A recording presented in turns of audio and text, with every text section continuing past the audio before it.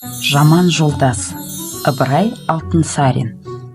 Екі дос кісі жолдастасып келе жатып бір аюға ұшырапты. Бұл екі кісінің біреуі әлсіз, ауру екен.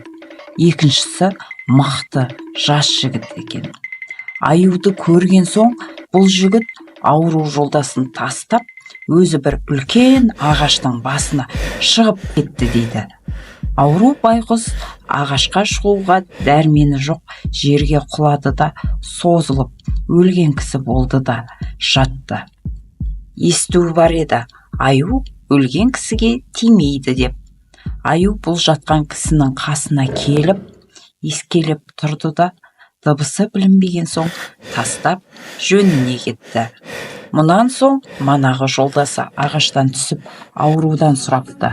Досым, аю құлағыңа не сыбы қуады? Тар жерде тастап қашатын достармен жолдас болма деді.